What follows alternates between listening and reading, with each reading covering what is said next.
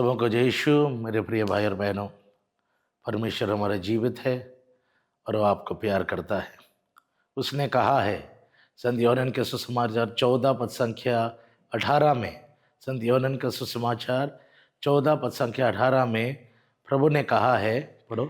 मैं तुम लोगों को अनाथ छोड़कर नहीं जाऊंगा। मैं तुम लोगों को अनाथ छोड़ के नहीं जाऊंगा। प्रभु यीशु अपने स्वर्ग आरोहण से पहले उन्होंने अपने चेलाओं को कहा कि मुझे दुख भोगना पड़ेगा, लेकिन और मैं मारा जाऊंगा, लेकिन मैं तुम्हें कभी अनाथ नहीं छोड़ूंगा। और मेरे प्रिय भाई और बहनों, प्रभु ने अपनी इस प्रतिज्ञाओं को कब पूरा किया? कब पूरा किया? और एक वचन को हम पढ़ते हैं, प्रकाशना ग्रंथ 21 पद संख्या 3 में प्रभु ने हमें कहा, मैं तुम्हें अनाथ नहीं छोड़ूंगा, मैं तुम्हारे साथ रहूंगा, मैं सदा सर्वदा तुम्हारे साथ रहूंगा। प्रकाशना ग्रंथ 21 पद संख्या 3 में हम इस वचन को पढ़ते हैं।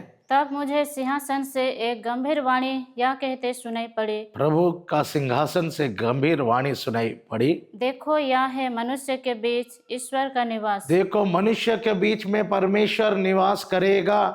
प्रभु ने कहा, अभी अभी हमने सुना प्रभु हमें अनाथ नहीं छोड़ेंगे, और अभी हम इस वचन में हम पढ़ते हैं और सुनते हैं परमेश्वर हमारे बीच में निवास करेगा, हमारे बीच में रहेगा। आगे, वो उनके बीच निवास करेगा, प्रभु हमारे बीच में निवास करेगा, वे उसकी प्रजा होंगे, हम उसकी प्रजा होंगे, और ईश्वर स्वयं उनके बीच रहकर उनका अपना ईश्वर होगा। वो उनकी आंखों से सब आंसू पोंछ डालेगा। और प्रभु हमारे बीच में रहकर हमारे सारे आंसुओं को पोंछ डालेंगे। प्रभु हमारे बीच में आज किस रूप में उपस्थित है? परम प्रसाद के रूप में, परम प्रसाद के रूप में उपस्थित है। मेरे प्रिय भाई और बहनों, अपने दुख भोग से पहले उन्होंने रोटी ली, धन्यवाद का प्रार्थना पढ़ा और उसको आशीष देते हुए कहा, ये मेरा शरीर है, तुम सब लो और खाओ। अपने दुख भोग से पहले वो जानते थे कि वो अभी स्वर्ग चले जाएंगे, लेकिन उसने हमारे बीच में अपने आप को रोटी के रूप में अपने आप को हमारे बीच में रख दिया, यूकरिस्ट के रूप में हमारे बीच में अपने आप को रख दिया। और हाँ मेरे प्रिय भाई और बहनों, और इसलिए प्रभु ने कहा तुम मेरे याद में किया करो। और इसलिए प्रभु आज हमारे बीच में, हमारे कैथोलिक कलीसिया में प्रभु शारीरिक रूप में, फिजिकली हमारे बीच में उपस्थित है, शारीरिक रूप में हमारे बीच में उपस्थित है। ये सच है मेरे प्रिय भाई और बहनों। हम पढ़ते हैं मार्कुस का सुसमाचार 16 पद संख्या 20 में, मार्कुस का सुसमाचार 16 पद संख्या 20 में हम प्रभु का वचन को पढ़ते हैं। संत मार्कुस का सुसमाचार 16 पद संख्या 20। शिष्य ने जाकर सर्वत्र सुसमाचार का प्रचार किया। ये चेलाओं ने प्रभु यीशु मसीह के स्वर्ग आरोहण के बाद उन्होंने यीशु मसीह का प्रचार किया। जो कुछ यीशु मसीह ने शिक्षा दिया उसके बारे में उन्होंने प्रचार किया। उन्होंने ये चीज़ भी प्रचार किया, जीवन की रोटी के बारे में भी प्रचार किया। उन्होंने प्रचार किया कि प्रभु ने अपने दुख भोग से पहले, जो हमने मत्ती के सुसमाचार में देखा, मत्ती कौन था? यीशु मसीह का शिष्य था। मत्ती ने भी अपने शिक्षाओं में लिखा किस तरह प्रभु ने मिसा बलिदान का स्थापना किया और उन्होंने रोटी लेते हुए उसको आशीष किया। और ये घटना को मत्ती ने भी अपने सुसमाचार में लिखा है। और चेलाओं ने इस मिसा बलिदान के बारे में भी प्रचार किया कि परम प्रसाद में यीशु मसीह है। आगे पढ़ेंगे। प्रभु उनकी सहायता करते रहे, प्रभु उनको सहायता करते गए और उनके साथ साथ घटित होने वाले चमत्कारों द्वारा उनकी शिक्षा को प्रमाणित करते रहे। बाइबल कहता है प्रभु यीशु मसीह अपने चेलाओं का शिक्षा को चिन्ह और चमत्कार करते हुए उनकी शिक्षाओं को प्रमाणित किया। चिन्ह और चमत्कार प्रभु यीशु मसीह के शिक्षाओं को प्रमाणित करते हैं। इसलिए मेरे प्रिय भाई और बहनों, जब परमेश्वर यीशु मसीह ने कैथोलिक कलीसिया की स्थापना की, कैथोलिक कलीसिया की स्थापना की, मेरे प्रिय भाई और बहनों, प्रभु ने चेलाओं को मिसा बलिदान करने का आदेश दिया, मिसा बलिदान करने का आदेश दिया। पहला कोरिन्थियंस 11 पद संख्या 25 में हम देखते हैं, संत पौल लिखते हैं, प्रभु यीशु ने हमें ये आदेश दिया कि तुम मेरी याद में ये किया करो, तुम मिसा बलिदान को मेरी याद में ये हर समय चढ़ाया करो, क्योंकि परम प्रसाद में यीशु मसीह है। और प्रभु ने हमारे कैथोलिक कलीसिया में अनेक ऐसे चमत्कार दिखाए जहाँ पर उन्होंने प्रमाणित किया कि ये रोटी नहीं है, प्रभु यीशु मसीह का शरीर है। एक पुरोहित याजक, कैथोलिक कलीसिया के याजक जब रोटी और दाखरस के ऊपर आशीष की प्रार्थना पढ़ते हैं, कॉन्सेक्रेशन प्रार्थना की प्रार्थना करते हैं, तो मेरे प्रिय भाई और बहनों, और रोटी रोटी नहीं रहता है, दाखरस दाखरस नहीं रहता है, और प्रभु का शरीर और रक्त में बदलता है। और इसलिए हमारे कैथोलिक कलीसिया में जो पहला चमत्कार हुआ है, आज से 1300 साल पहले इटली लांसानियो में, जब एक पुरोहित अपने पुरोहित बुलावा पर शक कर रहा था, मिसा बलिदान के समय कॉन्सेक्रेशन प्रार्थना के बाद उन्होंने परम प्रसाद यीशु को अपने हाथों में लेकर कहा, प्रभु जी, मैं विश्वास नहीं कर पा रहा हूं कि ये रोटी आपके शरीर में बदल गया है। प्रभु हमारे कमजोरियों को जानते हैं, हमारे अल्प विश्वास को जानते हैं, इसलिए सदा सर्वदा हमें छोड़ते नहीं हैं, हमारे विश्वास को मजबूत करने के लिए चमत्कार करते हैं। उसी समय प्रभु ने इस पुरोहित का विश्वास को बढ़ाने के लिए उन्होंने क्या किया, रोटी परम प्रसाद को ईश्वर का शरीर में बदल दिया। उस समय पुरोहित के हाथ में एक यीशु का रक्त भरा हुआ शरीर उसके हाथों में आ गया, पूरा बेदी में खून खून हो गया।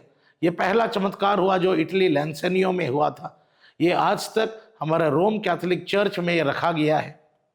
वो शरीर अभी तक नहीं सड़ रहा है, वो शरीर अभी तक गंदा स्मेल नहीं मार रहा है, क्योंकि प्रभु का वचन में लिखा है, प्रेरित पुस्तक 2 पद संख्या 27, मेरा भक्त का शरीर मिट्टी में नहीं गलेगा, मेरा भक्त का शरीर मिट्टी में नहीं सड़ेगा। यीशु मसीह का शरीर मिट्टी में नहीं सड़ता है, इसलिए प्रभु यीशु का शरीर अभी तक नहीं सड़ रहा है। और ऐसे अनेक हमारे कैथोलिक कलीसिया में चमत्कार हुए हैं, जब प्रभु ने प्रमाणित किया मिसा बलिदान के समय परम प्रसाद उसके शरीर और रक्त में प्रभु ने परिवर्तित कर दिया। इसलिए प्रभु ने चिन्ह और चमत्कार के द्वारा हमारे विश्वास को और मजबूत किया कि वो परम प्रसाद में उपस्थित है। इसलिए मेरे प्रिय भाई और बहनों, हम विश्वास करें, ये रोटी नहीं है, प्रभु का शरीर है। अनेक लोग कहते हैं प्रभु तो हर जगह है, घर पे भी प्रार्थना करने से प्रभु है, जंगल में भी प्रार्थना करने से प्रभु है, बस में भी प्रार्थना करने से प्रभु है, तो हम चर्च क्यों जाएं?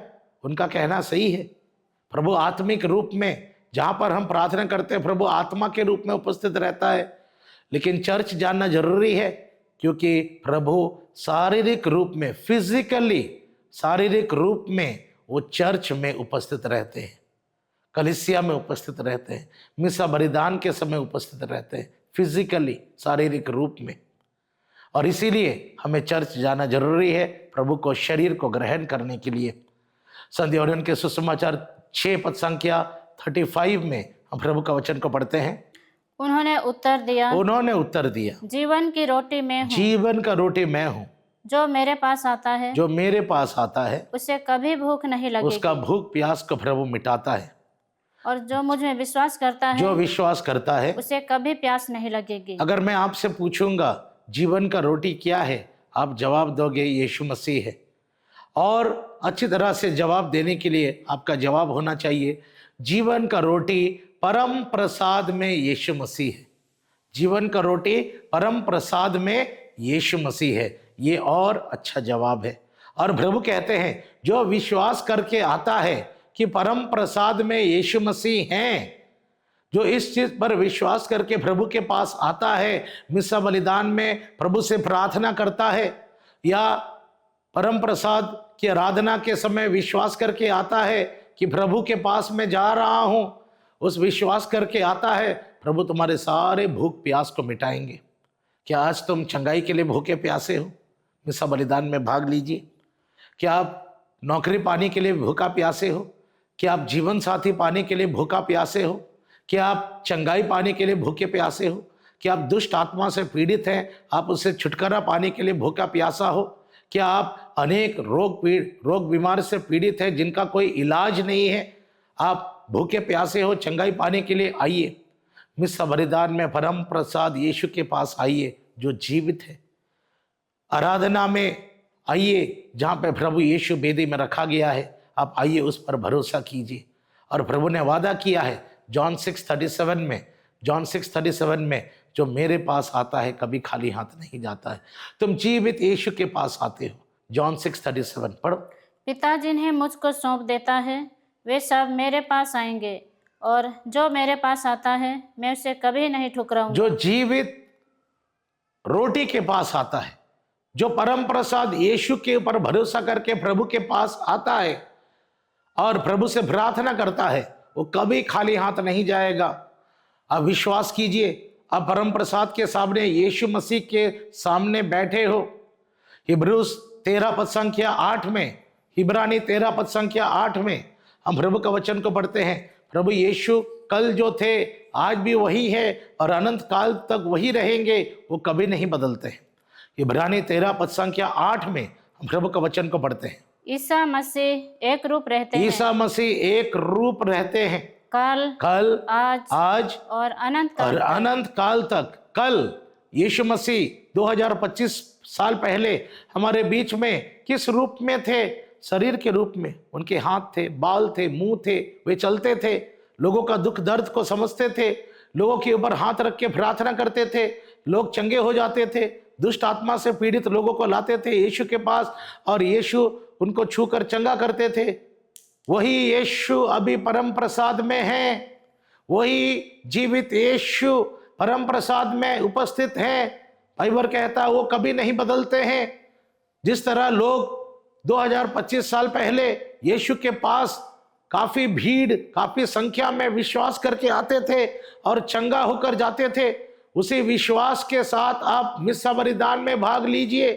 उसी विश्वास में आप परम प्रसाद यीशु के सामने आइए और प्रार्थना कीजिए और प्रभु वादा करते हैं तुम खाली हाथ नहीं जाओगे।